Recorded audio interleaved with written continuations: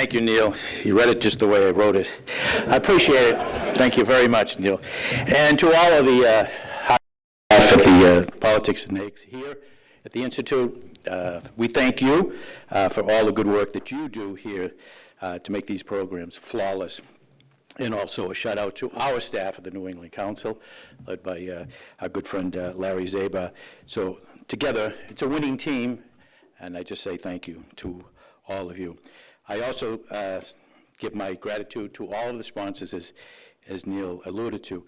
We wouldn't be where we are today without sponsors paying for all of the breakfast, the venue. So we thank all of the corporate sponsors who are giants in the neighborhood here in this great state. They're always there on a worthy cause. They step up to the plate, so it's not just making a profit, but making a difference in their community. So each of the banners, if you know anyone that's affiliated with me, you should say thank you. Thank you for being part of our wonderful community. Fall has gotten off to a very busy start here at the New England Council, and I just want to take a moment to flag of our upcoming events. On Tuesday, we will hold the next installment of our very popular Inside the Corner Office. It's a virtual series when our guest will be the leader of one of New Hampshire's largest healthcare systems, Dr. Joanne Conroy, the CEO of Dartmouth Health. In the next several weeks, we'll be hosting in-person Capitol Hill report breakfast with Senator Sheldon Whitehouse of Rhode Island, Congressman Seth Moulton of the Commonwealth of Massachusetts, and Congressman Jim McGovern. Also this month, we look forward to a New England Innovates program, looking at some of the work in our region to combat Alzheimer's disease. Senator Ed Markey will be the keynote speaker for that event in Boston on October 25th. But today, we are honored to welcome Maryland Governor Larry Hogan back to the Granite State. The governor was our guest here at Politics and Eggs back in 2019. He's currently serving his second term as the Maryland's 62nd governor. And throughout his time in office, he has consistently ranked among the most popular governors in our country, often vying, I think, with a governor here as well as the governor south of here, Charlie Baker. I think I just read in the Washington Post the governor's favorability is now 70%, which is extraordinary, and it's across the table, the Democrats, Republicans, independents. So leaving after 2 terms with 73% is truly extraordinary. The governor has worked to foster a more business-friendly future environment in his state through tax relief, balanced budgets, and long-term fiscal responsibility. Education has also been a top priority for the governor, and he has invested record funding 6 years in a row, totaling some $48 billion in local K through 12 education, while also advocating for innovative solutions to close the performance gap and prepare students for the future. And so, there's no surprise that in 2019, he was unanimously elected to lead the American governors as chairman of the nonpartisan National Governors Association, where he focused on the need to modernize America's infrastructure. Needless to say, we are delighted that the governor could join us here today in New Hampshire once again to share his vision for our country. Please join me in welcoming a very warm Politics and Eggs welcome to the Honorable Governor Larry Hogan.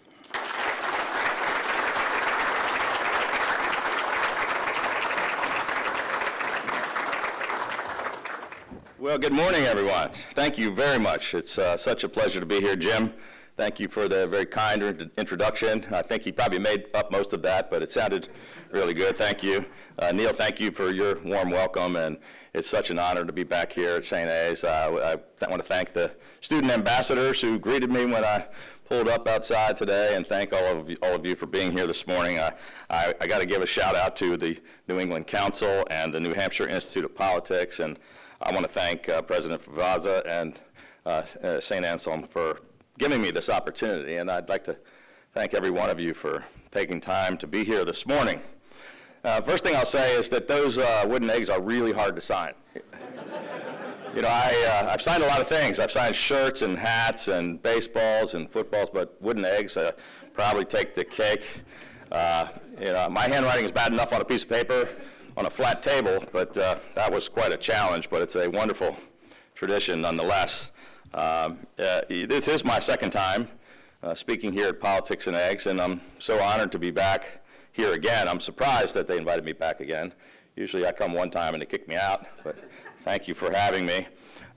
Once again, it's really great to be with you. It's the third time in just a few months that I've been spending time here in New Hampshire, not just because it's a beautiful state this time of year, and the leaves are changing. We haven't started to see that in Maryland yet, so it's a great time to be here and meet some wonderful people.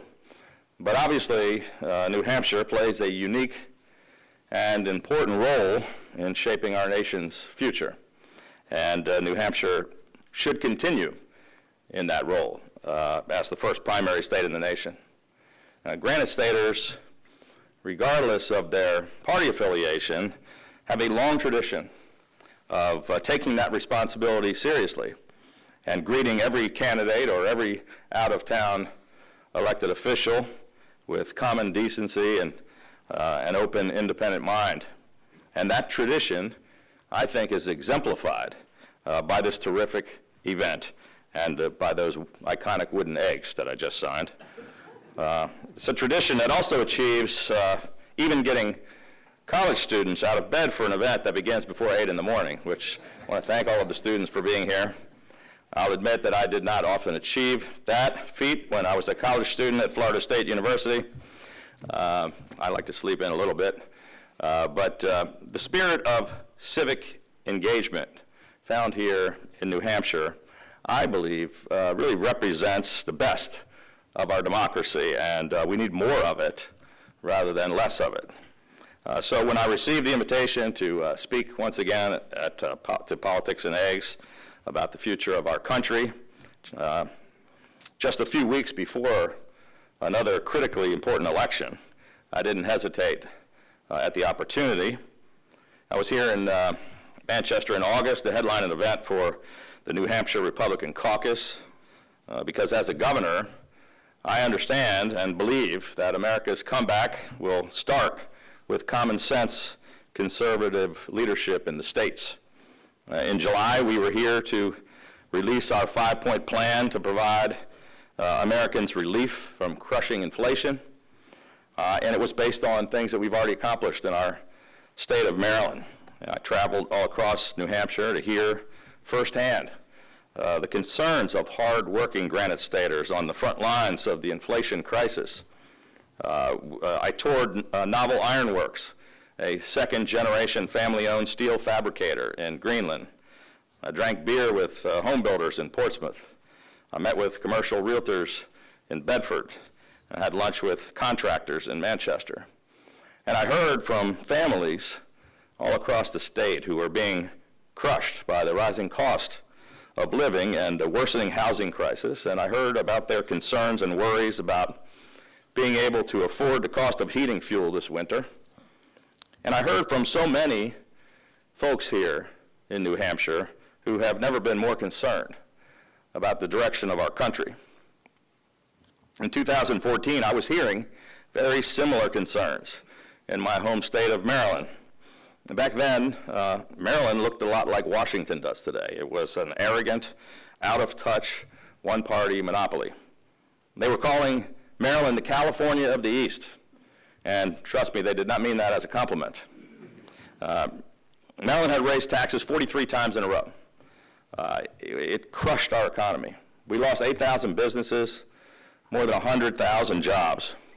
And a Gallup poll came out that said 48% of all Marylanders wanted to leave the state. And at that point, I was just a small businessman, completely fed up with politics. I'd never held elective office before. But I was fed up enough to try to step up and do something about what was happening to the state that I loved. Now, the media, the political establishment, and the career politicians in Annapolis were all against me. We had very little money in the campaign because people didn't believe that we had a chance to win in the bluest state in America. Not a soul really believed that it was possible for a Republican to win in our state. We ran an underfunded, underdog campaign, built kind of a New Hampshire-style grassroots campaign effort where I just went around the state and met every single person I could multiple times and shook their hands and showed up everywhere and outworked everyone, and I talked about the issues that most people cared about. And I promised to get the government off our backs and out of our pockets so we could help grow our small businesses and put people back to work and turn our economy around. And we built a big tent coalition of Republicans, independents, and Reagan Democrats. And we pulled off the biggest surprise upset in America. And then we did something that rarely ever happens in politics today. We actually did exactly what we said we were going to do. We changed the entire mission of state government to be unabashedly pro-jobs and pro-business. We eliminated or rewrote thousands of job-killing regulations. I'm the only governor in America who got an overwhelmingly Democratic legislature, more than 70% in both houses. We got the legislature to cut taxes, and we did it 8 years in a row by $4.7 billion. You know, I inherited a $5.1 billion deficit. We turned it into the largest surplus in state history, $5.5 billion in reserves, so more than a $10 billion turnaround. We took our state's overall economic performance from 49th out of 50 states to number 6. That was the biggest economic turnaround in America. And when politicians pandered to the far left dangerous lunacy of defund the police, I was the first elected leader in America to speak out loudly against it. And the reality is that our police are underfunded and under attack. And to reverse the rising tide of violent crime, we need to stop demonizing and sabotaging the dedicated men and women who risk their lives every single day to keep the rest of us safe, which is why I pushed for and enacted a Refund the Police initiative, which invested $500 million more in the state and local police. And now others all across America are following our lead. 2015, I had only been governor for 89 days when the worst violence in 47 years broke out in our largest city of Baltimore. And the mayor said that she wanted to give the rioters, quote, room to destroy. And I instead immediately declared a state of emergency. I sent in an additional 1,000 police officers and 4,000 members of the National Guard into the city. I was following the Reagan doctrine of peace through strength. We allowed for peaceful protests, but we immediately stopped the violence. And then I walked the streets of Baltimore for a week, meeting with community leaders and faith leaders and the NAACP. We worked hard to lower the temperature and to listen to the concerns. And the people of Baltimore thanked me for restoring peace and law and order to their community. And they knew that we had their backs and that I would never put politics before public safety. And then in the summer of 2020, when cities all across America were facing unrest, Baltimore was relatively peaceful. And city residents worked with us to keep Baltimore safe. Now, we didn't accomplish any of this by resorting to the phony partisan posturing that is so typical in this age of performative politics. In my first inaugural address in 2015, I pledged that the politics that have divided our nation need not divide our state, and they haven't. We have achieved common sense, bipartisan solutions that work for all the people of our state. And while most Americans believe that our nation is way off track, the overwhelming majority of Marylanders believe that our state is headed in the right direction. In 2018, when Republicans were getting wiped out all across the country, in our deep blue state with a big blue wave and a big blue year, I became only the second Republican governor to be reelected in the entire 242-year history of our state. And we have completely debunked the false narrative that the way you vote is predetermined by the color of your skin, where you live, where you were born, or where you worship. We succeeded by growing the tent and by convincing voters that we had the right ideas and the competence to actually get things done. And over the past 8 years, just down the road from our nation's capital, we have already shown a better path forward. And if we can do it in Maryland, then there's really no place in America where these very same principles will not succeed. America is at a critical turning point. In Washington, the Democratic Party is dragging us in a far-left direction that America does not want and cannot afford. Now, Joe Biden said he would govern from the center, but instead he caters to the far-left extremes of his party, and he flails from crisis to crisis, showing weakness to the world. Biden promised to work toward uniting the country, but instead he attacks millions of Americans who voted against him as a threat to democracy.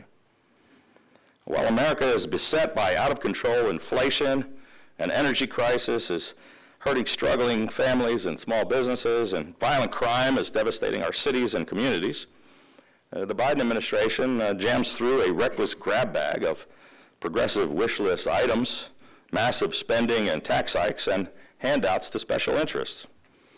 Instead of developing our nation's abundant energy supply and increasing domestic production, the Biden administration goes hand in hand, begging a dictator in Venezuela for oil. Around the world, America's enemies are emboldened and on the march. Russia invades a peaceful neighbor and threatens the United States and our NATO allies for supporting the freedom of the brave people of Ukraine. China steals our intellectuals' property and makes common cause with our enemies around the world. North Korea and Iran threaten the peace, stability, and security of the world as emerging nuclear powers and reckless aggressors and enemies of freedom. After the disastrous withdrawal from Afghanistan, our allies question whether they should still trust us, and our enemies question whether they should still fear us. The majority of Americans today believe that our nation is way off track and heading in the wrong direction. Most Americans are thoroughly convinced that we are hopelessly divided, that our political system is fundamentally broken, and that Washington is completely dysfunctional. The voices of what I would call the exhausted majority are ignored in deference to the demands of the loudest and angriest few who seem hell-bent on tearing America apart. And when so many Americans feel that neither party is delivering for them, the result is unrestrained, toxic politics, rabid tribalism, and hatred of the other. And neither side really seems to want to make progress. They'd rather make demands and win arguments on Twitter. Look, I'm willing to stand up and fight for the things that really matter, but not for status quo politics as usual, and not to perpetuate polarization and paralysis. America needs workhorses, not more show ponies. It's time for less talk and more action. I don't come from the performative arts school of politics. I come from the get to work and get things done school of politics. And I'll work with anyone who wants to do the people's business. I recently returned from a 2-week trade mission to Japan and South Korea. And everywhere I went, I heard from our allies who still believe in America, but they worry that America is too divided to believe in itself.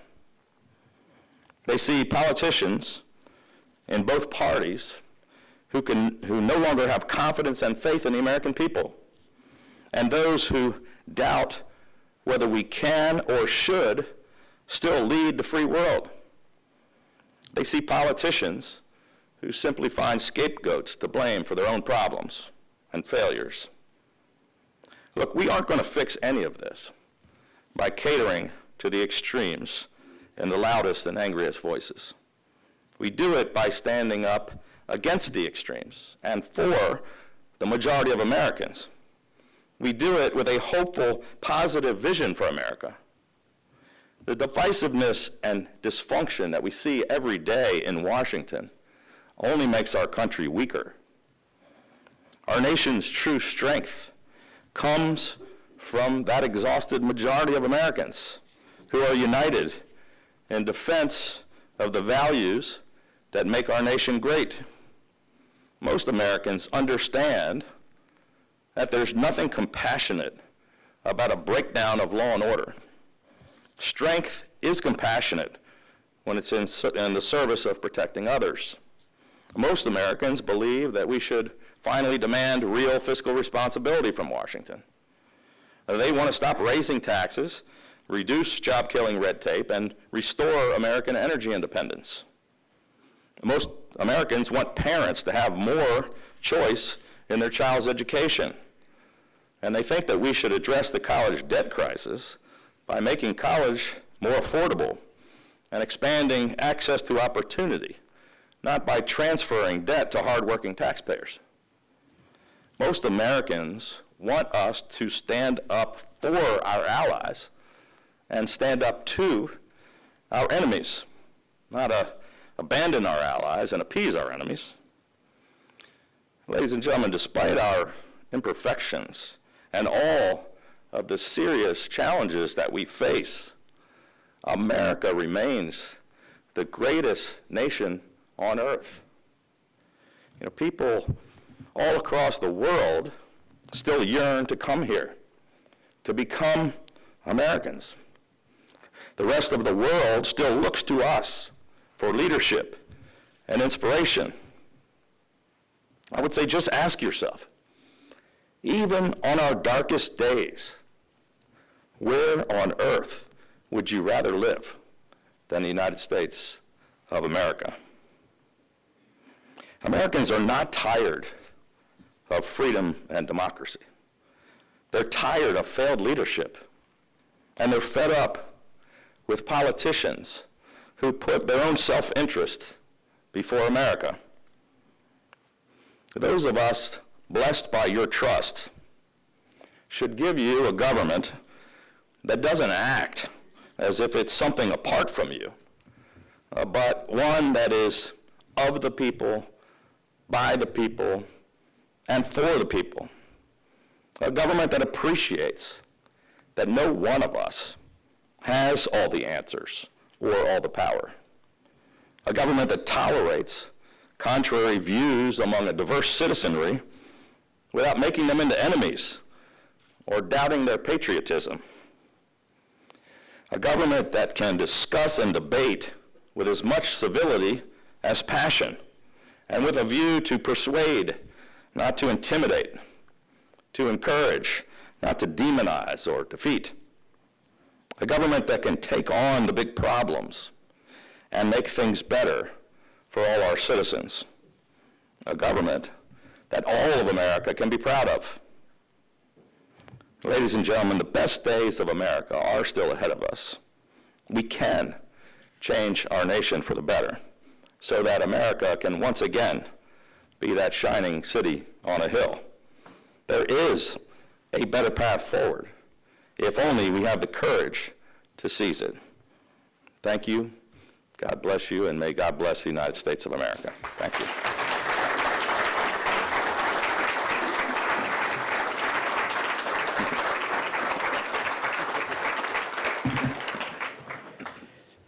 We have time for some questions, and if you raise your hand, identify yourself so Governor knows who you are. Governor, just a couple of questions. President Biden moved to cancel federal student loan. You were pretty strong in your opposition to that move. Can you just explain in more detail? Sure. Yeah, look, I think that student debt is a serious problem in America, and many people are overburdened with debt, and I think it's an issue we should try to address, and we've tried to address it in a number of ways. But passing on the debt from people who had the opportunity and privilege to go get a college degree and took on that debt and transferring it over to hardworking people struggling taxpayers, middle-class families who didn't maybe have that opportunity. It doesn't seem fair. So what we've done in our state is we've worked hard to make our 17 colleges and universities more affordable, to hold the line on tuition increases. We proposed legislation to allow people to deduct the interest on their student loans off of their state taxes. We've tried to work to alternative pathways to careers and success with 28 new apprenticeship programs, including things like cybersecurity and healthcare fields. And we put record funding into our colleges and universities, but also our community colleges. And not everyone has the opportunity to come to this tremendous tradition here at St. A's. Or I spoke last night to Harvard. I mean, they're wonderful institutions, but everybody doesn't have to have a 4-year degree. There are people moving on to very successful careers by learning skills that are needed for the 21st century. So I think I was against I think the president overstepped his bounds, his executive authority. I don't think he has the authority to waive all those student loans, and I think probably Congress should act to limit that in the future so that people don't expect that all of their loans are going to be wiped out just with a stroke of a pen. One of the most pressing issues that we just can't seem to get our arms around in trying to find a solution is immigration. Some of your fellow governors in other parts of the country have taken immigration to a higher level and sending some of the newly arrived immigrants to different parts of this country. Your thoughts on how we can address this issue? There are some people out there that believe that the issue is more important than the solution. Just keep the issue alive. Your thoughts on how we can seriously address the issue? And what do you think of your colleagues, of other governors, Texas, Florida, using this immigration issue? Well, obviously, immigration is a huge issue and problem that has not been addressed by either party or by any of our leaders for a long time. I mean, I was chairman of Youth for Reagan back in 1980. And I can tell you that Reagan talked about fixing immigration, and we've been talking about it ever since. It doesn't matter who's in charge of Congress or who the president is. It's something that we all agree is a problem and an issue, but we don't seem to come up with any kind of a bipartisan, common sense solution. And I think most people would agree that we need a secure border to begin with, and we've got to stop, open borders and having, human trafficking and dangerous drugs and people crossing the border is not the answer. That's some of my Democratic friends think that's the answer. Republicans are demonizing the issue, and look, I think we've got to secure the border and then find a pathway to citizenship. We've got to look at a process that we have huge shortages in certain workforce problems in industries all across America that we could solve by trying to fix that immigration problem, bringing in the people we actually need to do jobs that Americans don't want. But I think it's a mistake. I talked to my governor colleagues about this. I did join in with 23 other governors with a border strike force to try to secure the border because I think the federal government is failing in that regard. But I thought it was a mistake to, basically I think do publicity stunts of busing people out of from the border up to other states. And I know. I said, they put thousands of them in Washington, D.C., which is right next to my state, and I reminded my colleagues that we didn't have Border Patrol at the Maryland, D.C. line, and that they were dropping these thousands of folks in buses. They were crossing into my state, and it was now a problem I had to deal with rather than them. And I know Governor DeSantis, who had nothing to do with the issue, after Governor Abbott was doing it in Texas, he went to Texas and basically grabbed 50 people and sent them to Martha's Vineyard as a publicity stunt, and I think it was a terrible idea. Let's just, try to address the issue seriously and fix the problem rather than trying to get on TV. It's back to what I was saying earlier about the performative politics. It's not a serious discussion. It's not a good solution. You've mentioned that inflation is one of the biggest issues that we face right now. What can a president do to address the inflation? Some people believe that it's really the job of the Federal Reserve to spend their time addressing it. But what do you think the president can do to address it? Well, there aren't any easy solutions, but obviously the Federal Reserve has taken some action. But it took a while, setting the tone and letting people know what the problem is and how you might go about fixing it is kind of important. And I think that was a failure of the Biden administration for a long time.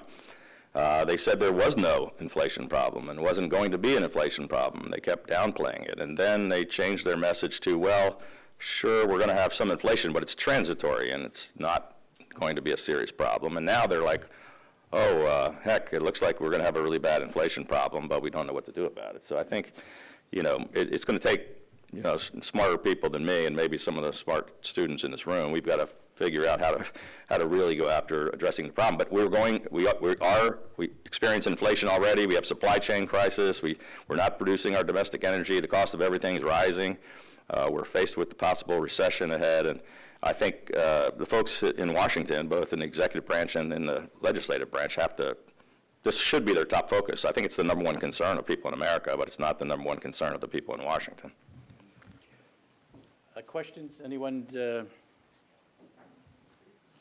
want to identify yourself? Hi, Representative Matt Petaro, representing Allenstown, New Hampshire, in our State House. Part of your speech, you talked about convincing a Democratic supermajority in your state legislature to vote for tax decreases. I'm wondering if you could expand on that a little bit.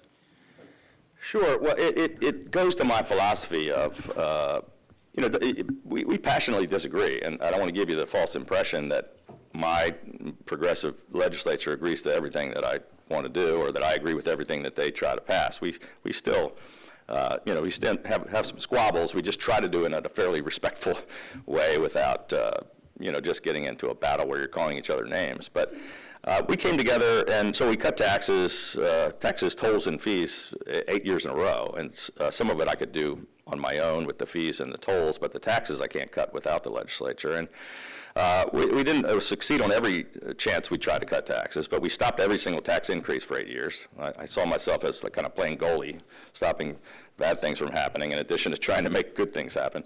But yeah, last year we passed the largest tax cut in state history.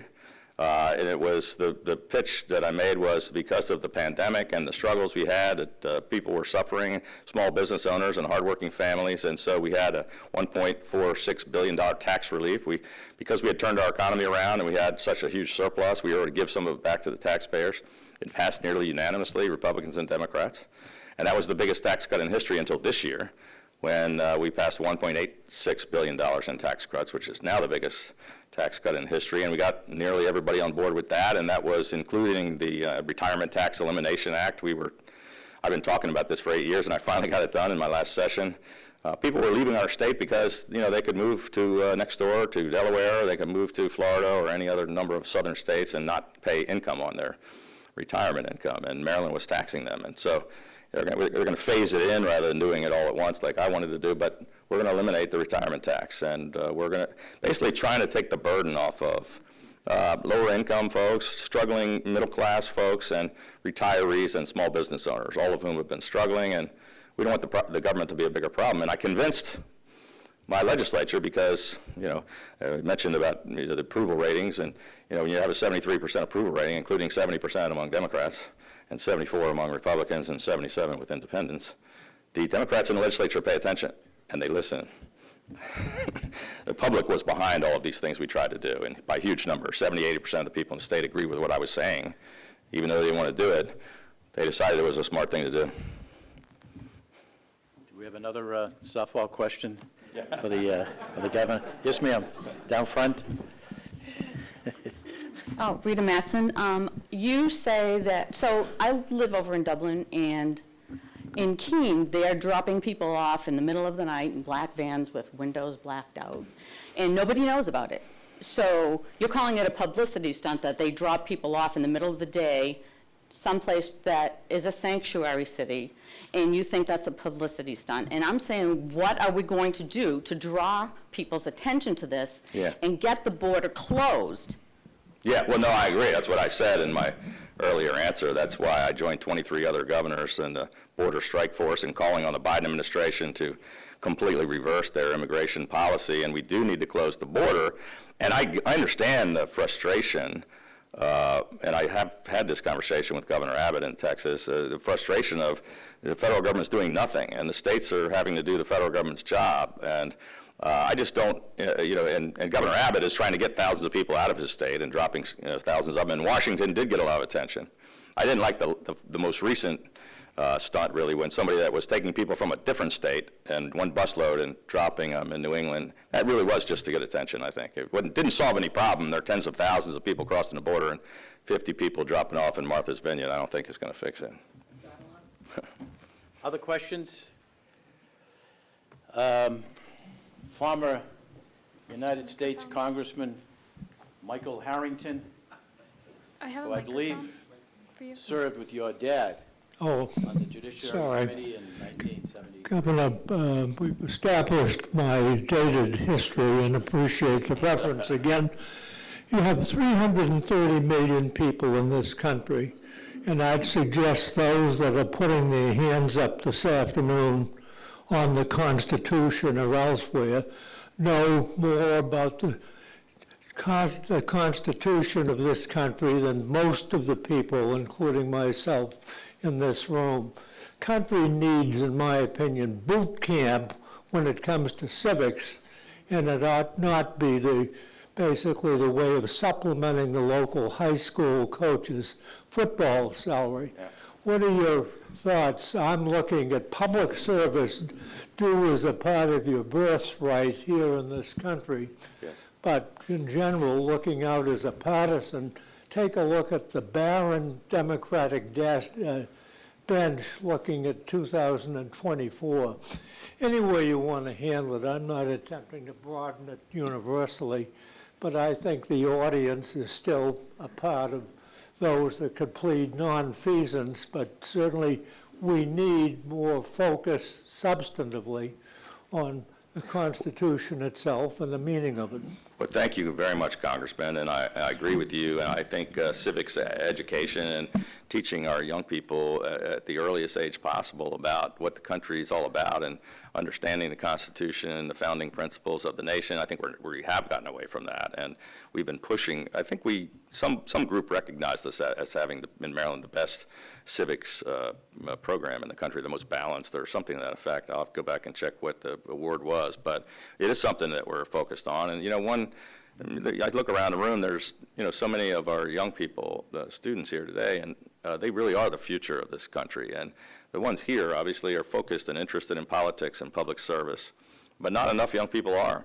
And, we're not going to be able to solve I'm not going to solve all these problems, and Congressman, you and I are not going to be able to fix it, but this next generation is going to have to. They're going to be inheriting some serious problems, and the country's kind of a mess right now. And so it does give me hope that there are young people focused on these things, and I think we do need to focus more on bringing people back to basics in our school systems, and I think that's part of the push.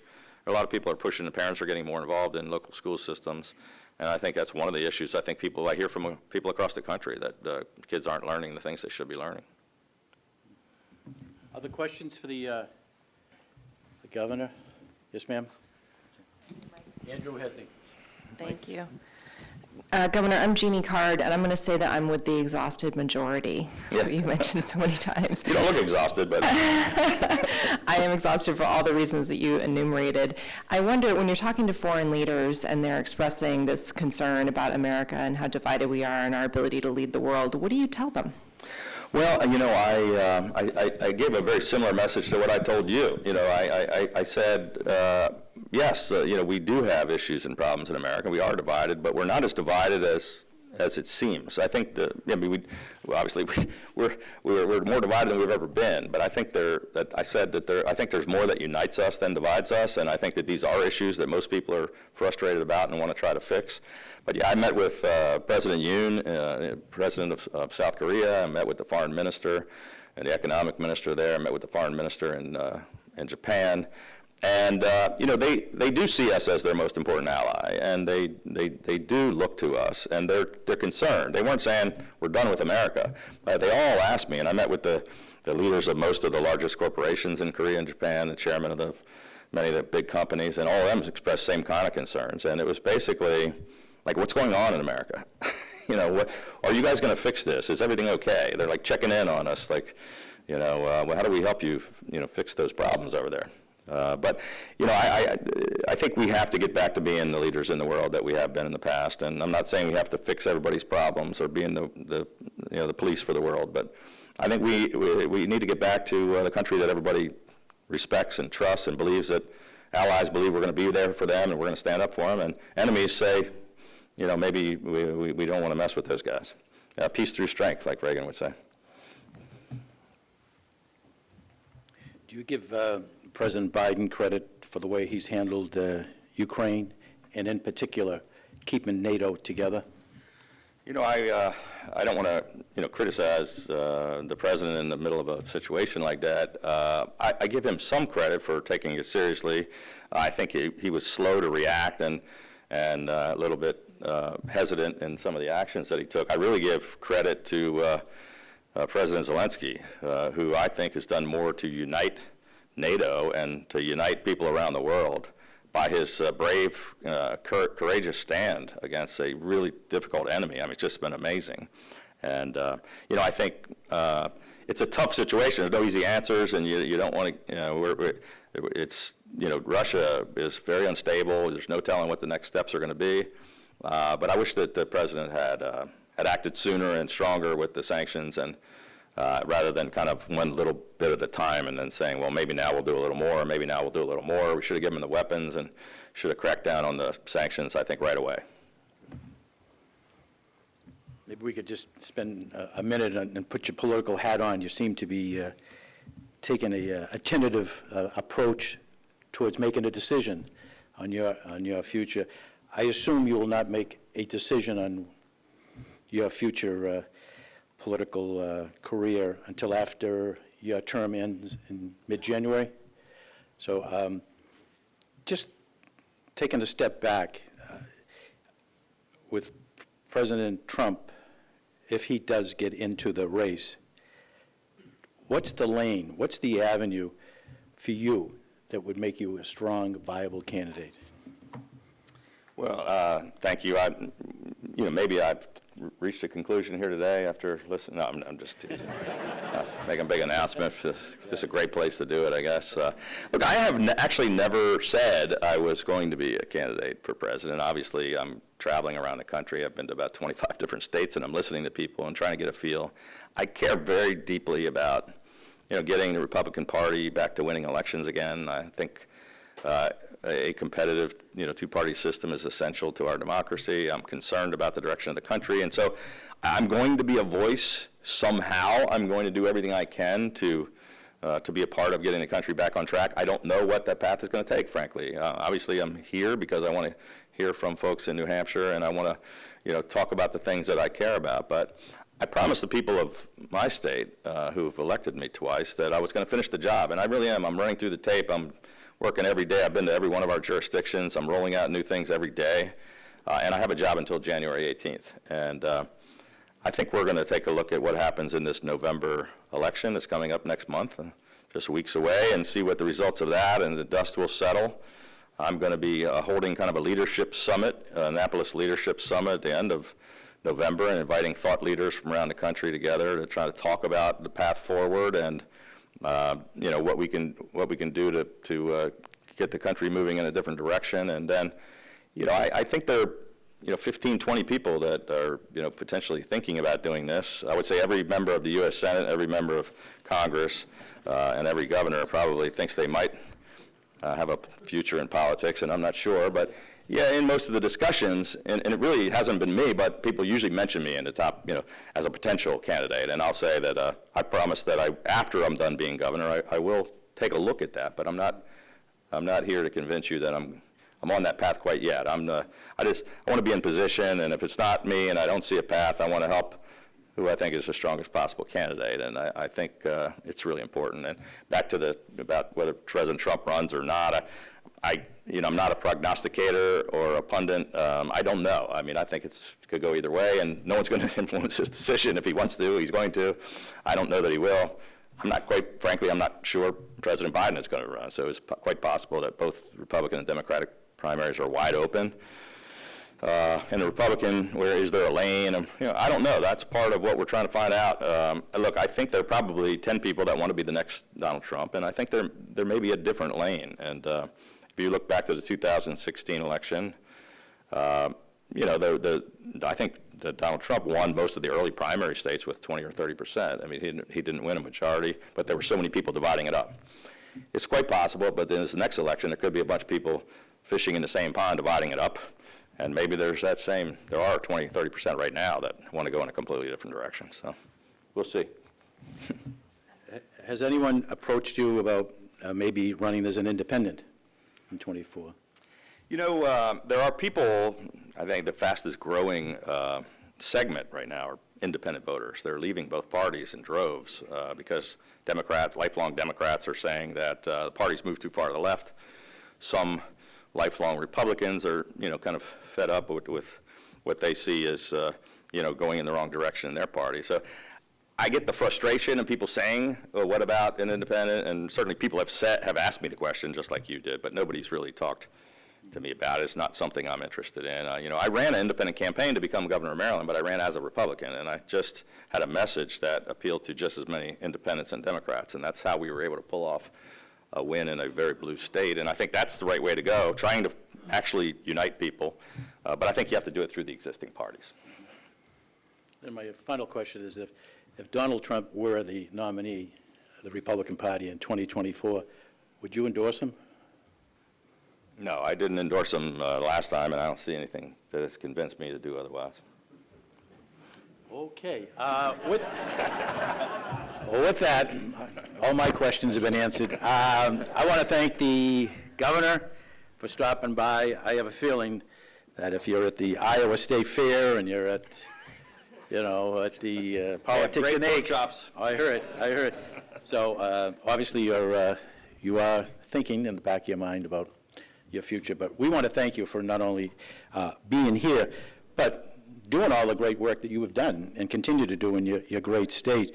And it's extraordinary, really, with government so divided today. And as the governor alluded to, I think the legislature's 2-to-1 Democrat in Maryland.